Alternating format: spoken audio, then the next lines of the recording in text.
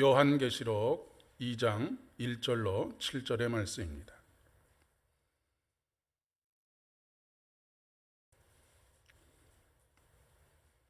제가 봉독해 드리도록 하겠습니다. 에베소 교회의 사자에게 편지하라. 오른손에 있는 7뼈를 붙잡고 7 금 촛대 사이를 거니시는 이가 이르시되, 내가 내 행위와 수고와 내 인내를 알고 또 악한 자들을 용납하지 아니한 것과 자칭 사도라 하되 아닌 자들을 시험하여 그의 거짓된 것을 내가 드러낸 것과 또 내가 참고 내 이름을 위하여 견디고 게으르지 아니한 것을 아노라. 그러나 너를 책망할 것이 있나니 너의 처음 사랑을 버렸느니라. 그러므로 어디서 떨어졌는지를 생각하고 회개하여 처음 행위를 가지라. 만일 그러하지 아니하고 회개하지 아니하면 내가 내게 가서 내 촛대를 그 자리에서 옮기리라. 오직 내게 이것이 있으니 내가 니골라당의 행위를 미워하는도다. 나도 이것을 미워하노라. 귀 있는 자는 성령이 교회들에게 하시는 말씀을 들을지어다. 이기는 그에게는 내가 하나님의 낙원에 있는 생명나무의 열매를 주어 먹게 하리라. 아멘. 이 새벽에 주의 은혜 앞으로 나오신 여러분을 진심으로 축복합니다. 그리고 온라인으로 이 새벽에 함께 예배하고 있는 모든 분들에게도 동일한 은혜가 함께 하시기를 진심으로 축복합니다. 시편의 말씀에 내 입을 크게 열라라고 말씀하시면서 내가 채우리라 약속하신 것처럼 하나님께서 이 마지막 시대에 준비하신 하늘의 은혜로 저와 여러분의 영혼에 가득 채우시는 귀한 은혜가 있기를 진심으로 축복합니다.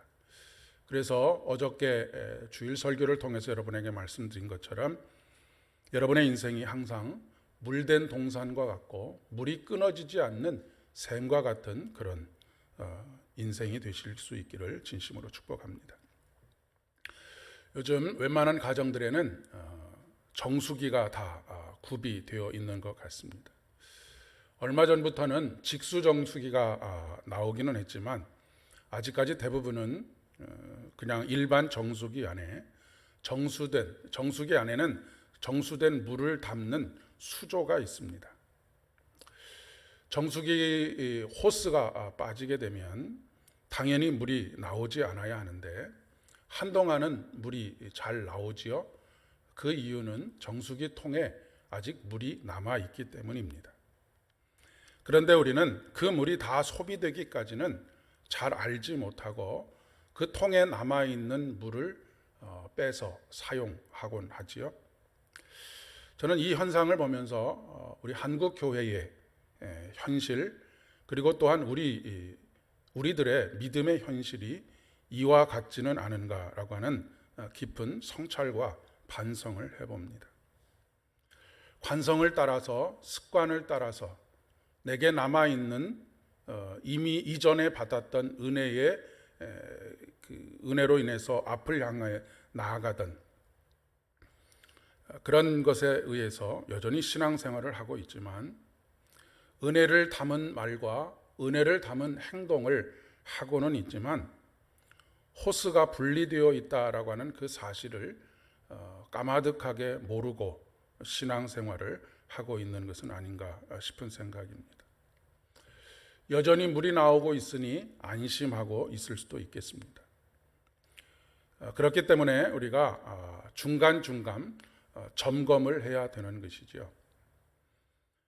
물론 그냥 실제 정수기는 거의 대부분 관리해 주시는 분이 있어서 우리가 따로 관리할 필요가 없지만 우리의 영혼은 누가 대신 관리해 주는 것이 아니기 때문에 우리 스스로가 늘 중간중간 점검해야 하겠다라고 하는 생각을 가집니다. 너희가 믿음 안에 있는가? 너희 자신을 시험하고 너희 자신을 확증하라. 예수 그리스도께서 너희 안에 계신 줄을 너희가 스스로 알지 못하느냐? 그렇지 않으면 너희는 버림을 받은 자니라. 사도 바울의 권면입니다. 올해 주제인 주여 이제 회복하게 하소서라고 하는 이 말씀을 우리의 마음속에 새기고 그 말씀이 우리의 삶의 현실이 되기 위한 첫 걸음으로 처음 사랑을 회복하는 교회라고 하는 제목으로 오늘 하나님의 말씀을 나누려고 합니다. 제목만 들으면 여러분 참 설교 제목이 진부하다라고 생각하실 수 있겠습니다. 왜냐하면 사실 처음 사랑을 회복한다라고 하는 것은 수많은 기도를 통해서 언급되어지고 구호처럼 우리들에게 늘 우리 귀에 익숙하게 들어왔던 구절이기 때문에 그렇습니다. 그런데 사실 처음 사랑을 회복하자라고 하는 말 자체가 우리들에게 부끄러움이라고 이야기할 수 있겠습니다. 그 얘기는 우리가 처음 사랑해서 단 한 발자국도 앞으로 나가지 못하고 오히려 그 사랑에서 후퇴해 있다라고 하는 것을 자인하는 것이기 때문에 그렇습니다. 단순히 구호가 되지 않기를 소망하면서 오늘 함께 말씀을 나누려고 합니다. 우리 이런 상황에도 불구하고 하나님께서 우리를 회복해 주시기를 소망하는 첫걸음으로 오늘 말씀을 택한 이유는 처음 사랑을 잃어버린 것을 회복하자라고 하는 이 말씀에 이어지는 오늘 본문 5절에 그러므로 어디서 떨어졌는지를 생각하고 라고 하는 구절 때문입니다. 모든 문제가 바로 여기와 연결되어 있습니다.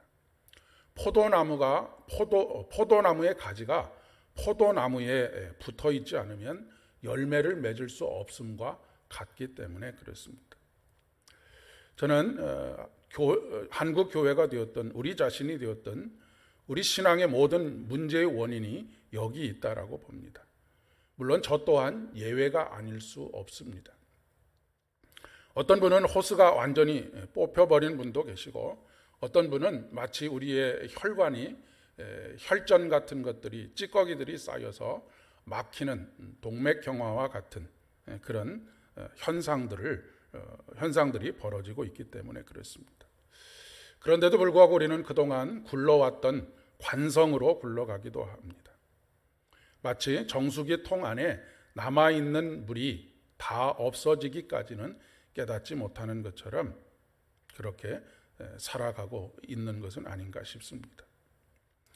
실질적으로 오늘 본문에 나오는 에베소 교회, 처음 사랑을 잃어버렸다라고 책망받고 있는 에베소 교회의 모습이 그렇습니다. 에베소 교회는 여전히 왕성하게 활동을 하고 있었습니다. 박해의 상황과 그리고 세속에 완전히 물들어 있는 이교의 상황 속에서도 그들은 여전히 행위와 수고와 인내의 삶을 살고 있었고 진리가 아닌 비진리, 거짓을 드러내고 주를 위해서 견디는 것을 게으르지 않고 있다라고 그렇게 요한에게 칭찬을 받고 있는 모습입니다. 겉모습으로만 보면 아무런 문제가 없었던 것입니다. 아니 오히려 사람들이 보기에 저 사람들의 신앙이 참 대단하다라고 그렇게 느껴질 만한 그런 신앙적 행위들이 있었다라고 하는 그런 이야기입니다. 그러나 사도 요한이 보기에 사도 요한이 그 내면을 꿰뚫어 보고 있는 것입니다. 문제의 근원이 바로 그것이지요. 앞서서 말씀드린 것처럼 그러므로 어디서 떨어졌는지를 생각하고입니다. 그동안 축적되었던 은혜에 따른 관성에 의해서 겉모습으로 비춰지는 신앙의 삶은 계속해서 지속적이고 오히려 왕성한 것 같이 보이지만 호스가 빠졌다라고 하는 것을 발견하게 된 것입니다. 다른 것이 문제가 아니라고 하는 것이죠. 환경의 문제도 아니고 어떤 사람의 문제도 아닌 바로 우리 자신의 문제인 것을 보게 됩니다. 문제를 잘 진단하는 것이 중요한 이유가 그 문제에 대한 처방을 잘 내릴 수 있기 때문에 그렇습니다. 그리고 문제는 잘 진단했는데 처방을 또 잘 내리지 못하면 그 또한 아무런 소용이 없게 됩니다. 이제 처방이 중요한데 이어지는 말씀이 이것입니다. 회개하여 처음 행위를 가지라라고 그렇게 처방하고 있습니다. 공동 번역에서는 회개하여 처음에 하던 일을 다시 하여라라고 그렇게 말씀하고 있습니다. 도대체 에베소 교회 성도들이 처음 했던 일이 무엇일까?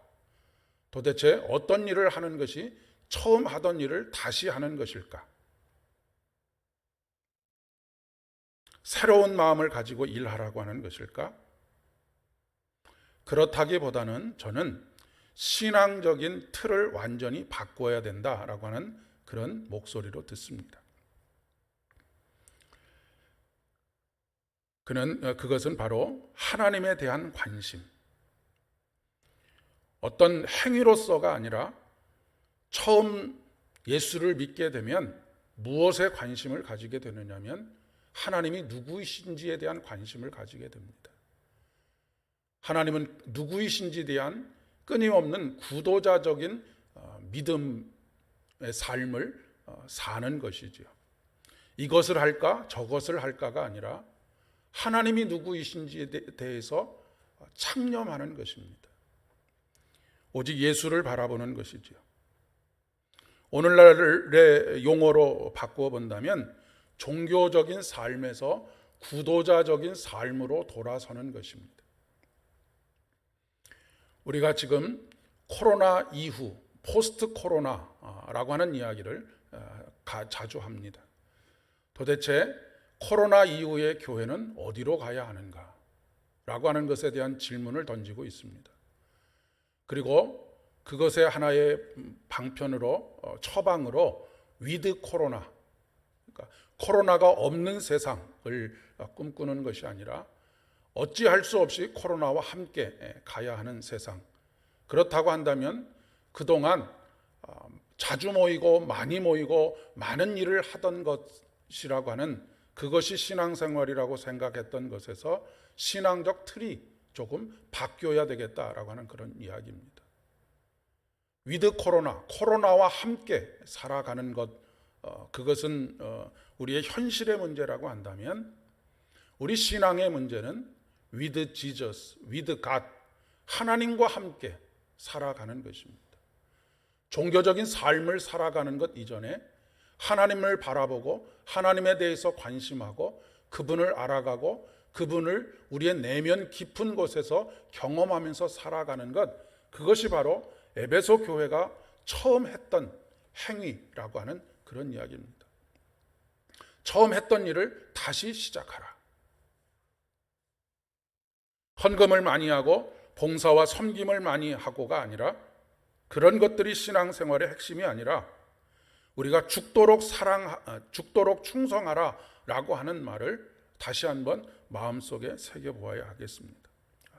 죽도록 충성하라라고 하는 말은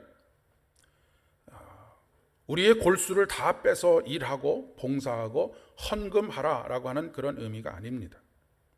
죽을 때까지 하나님과의 믿음의 관계를 맺어가라라고 하는 말씀입니다. 죽도록 충성하라라고 하는 말을 영어로는 be faithful이라고 하는 단어를 사용합니다. 충실한, 독실한, 신의 있는 이라고 하는 그런 의미입니다. 반대의 뜻을 찾아보니까 이 뜻이 더 선명하게 드러나는 것을 볼 수 있었습니다. 죽도록 충성한다고 하는 말에 be faithful의 반대말이 뭐냐면 be unfaithful입니다. 이 말의 뜻이 뭐냐면 바람을 피우다라고 하는 뜻을 가지고 있습니다. 죽도록 충성하는 것은 다른 말로 이야기하면 바람을 피우지 않는 것입니다. 영적인 의미를 따져본다면 하나님 이외에 우리의 신랑 되신 예수 그리스도 이외에 다른 어떤 존재를 바라보지 않는 것입니다. 오직 그분만을 바라보는 것이고 오직 그분만을 사랑하는 것입니다. 바람을 피우면서도 얼마든지 의무를 다할 수 있지 않습니까? 하나님과의 관계를 충실하지 않으면서도 얼마든지 봉사도 할 수 있고 섬김도 할 수 있고 신앙적 행위를 많이 할 수 있습니다. 그런 면에서 저는 코로나19가 하나님의 은혜요, 하나님의 축복이라고 그렇게 생각합니다. 오해하지는 마시기 바랍니다. 많은 사람들이 직면한 고난과 어려움을 그렇게 받아들인다라고 하는 의미가 아니라 이제 본질이 수면으로 드러나는 그런 기회가 되겠기 때문에 그렇습니다. 모든 봉사와 섬김이 멈췄습니다. 선교도 일시적으로 멈추었습니다. 모두가 이것들이 멈춘 것에 큰일 난 것처럼 그렇게 말들을 합니다. 그리고 그것을 이 코로나가 끝나면 어떻게 다시 시작할까에만 모든 관심이 집중되어져 있습니다. 그런데 정말로 중요한 것은 이 모든 것을 하지 않으면서도 우리의 신앙이 더욱더 풍요롭게 어떻게 하나님과의 관계를 맺어갈 수 있을까라고 하는 것에 우리가 다시 한번 깊은 생각을 해보아야 하겠다라고 하는 것입니다.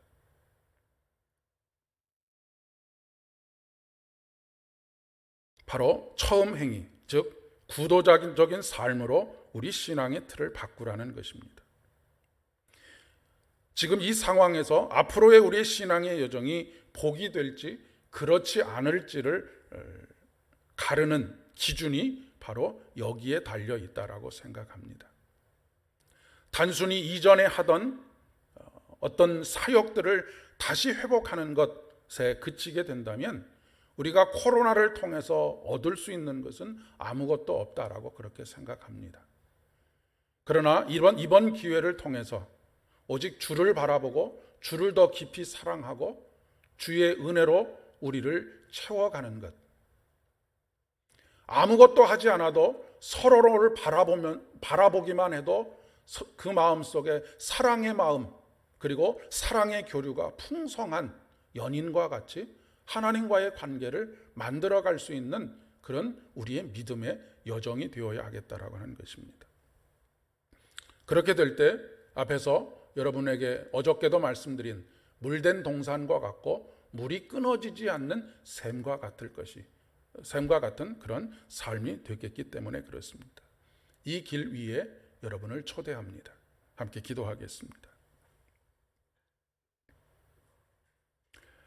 은혜가 풍성하신 아버지 하나님, 2021년 첫 일주일을 말씀과 기도로 시작하게 하신 것 진심으로 감사를 드립니다.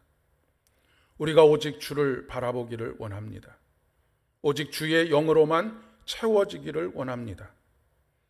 처음 하던 일, 즉 구도자적인 삶을 하나님만을 갈망하고 하나님의 영으로만 충만하게 채워지는 우리의 날들이 되어질 수 있도록 은혜를 더하여 주시옵소서. 연하여서 각자가 하나님 앞에 가지고 나온 문제들 그리고 한 해를 살아가면서 마음속에 하나님께서 소원하게 하신 모든 것들을 낱낱이 구체적으로 아뢰게 될 때에 하늘의 은혜를 더하여 주옵시고 우리의 기도에 귀 기울여 응답하시는 우리의 작은 신음조차도 응답하시는 하나님의 응답으로 말미암아 뛸 듯이 기뻐하며 감사와 감격으로 충만케 채워지는 복된 한 해가 될 수 있도록 은혜를 더하여 주시옵소서. 예수님의 이름으로 간절히 기도드립니다.